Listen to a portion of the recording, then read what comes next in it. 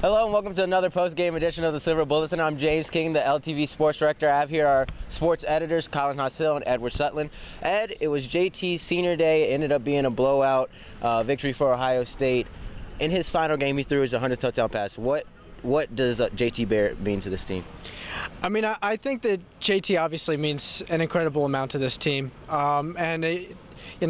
The combination of the leadership that he's shown throughout the years and just the ability, honestly, I feel like he's been so, just trying to think, he hasn't gotten the credit that he deserves. Mm-hmm. He's done a lot of good for this team, and I think that as Ohio State fans look back, and it's going to take some time, but I think as Ohio State fans look back and they remember JT, they'll remember a quarterback who, if nothing else,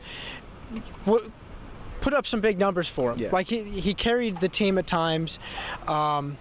Obviously, I wouldn't say he necessarily carried the team today. This was just one of those games where it's like everyone sort of chipped in. Yeah. The next great quarterback at Ohio State, there's no coincidence that when they're in their second season, it's going to say that they broke JT Barrett's record. Then the next week, they broke JT Barrett's record because he owns damn near every single Ohio State quarterback record. I mean, it's going to take them a long time to break some of these records. I mean, I really can't see that a Nets person getting 100 passing touchdowns in the next decade. Yeah. I don't know, he has meant so much to this program, and it is fascinating because I had mentioned right before we started this that Dwayne Haskins comes in, goes 3 and out, has a fumble, it's returned for a touchdown, and they have to send JT back in to save Dwayne Haskins in the offense. And yeah. Urban Meyer said he did it because he was just so pissed. It was a great answer. But I mean, you're right in that I think it'll be a little bit of time until people really appreciate JT, but they've got him now, and they've got him for at least 3 more games. Yeah. We'll see if there's a fourth ever, but right now they got him for 3 more games, and they're lucky to have him. Yeah. Now, when we look back at this game, well, in the press conference room, a lot of the players, and Urban included, immediately said they're going to celebrate this win, but it's rivalry week. They're getting ready for Michigan. Yep. This team, I know you said earlier that there was a chance, early this year you said there was a chance that Michigan could beat this team. Is that something you still think can happen? I mean, sure, they can beat them. I mean, we've seen that this Ohio State team is not impenetrable. Lost by 31 to Iowa. Yeah. Like I think Michigan can beat that team, but the team that has shown up in the past couple of weeks, I mean, Ohio State's been playing really well. They've been playing angry. They just seem like they have an edge, and they need that. I'll pick Ohio State to win, but I mean, this is the Michigan game. Anything can happen, and I'm really looking forward to seeing that game. I've never been to Ann Arbor, and yeah. I know a lot of the seniors are.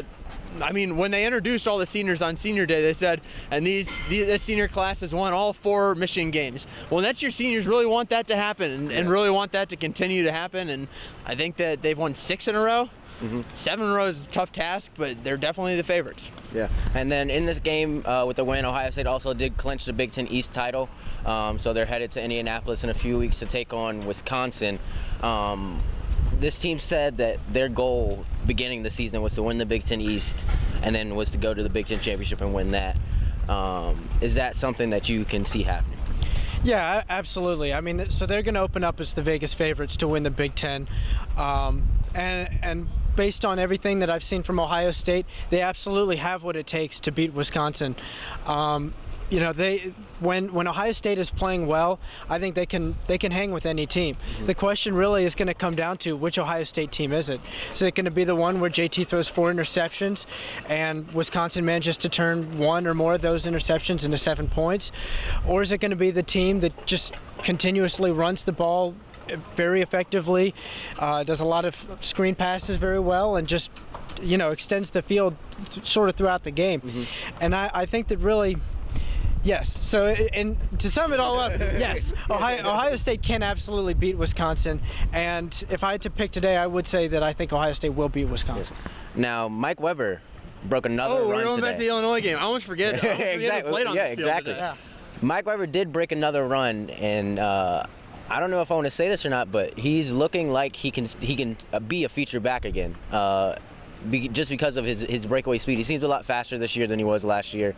Are you seeing the same thing that I'm seeing? Yeah, he's really good right now, and I think people are quick to credit the offensive line because they're playing really well too. And I mean, just the running game as a whole, everyone says it. Billy Price said it again today. If the running game is going well, Ohio State's offense is going well. Yeah. And they've been rolling the last couple weeks, and I expect that to continue. Mike Weber, you're right, has been phenomenal. Yeah. And I mean, the breakaway runs, I don't know that we can expect that against the very top defenses of the nation in the country, but I mean, Mike Weber's really. Michigan State had a pretty good rush defense. They did. Yeah. They did. Mike Weber's really good. Yeah. That's the thing. Ohio State has a lot of weapons on the ground. I mean, Paris had a 44-yarder on a reverse. I mean, they have a lot of weapons on the ground. That's why that everyone, when Ohio State loses, it's because they get away from their run game.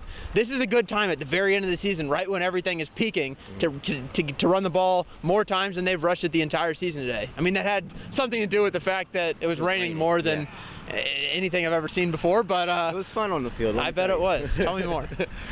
Any other thoughts, fellas? Yeah, they played Illinois. It was a great game, wasn't it? It was a great game. It was fun to watch. Well, that's all we got for you on the post-game Silver Bulletin for this week. Be sure to check back on Monday for our highlight show, and we'll see you next week. No, we gotta smile.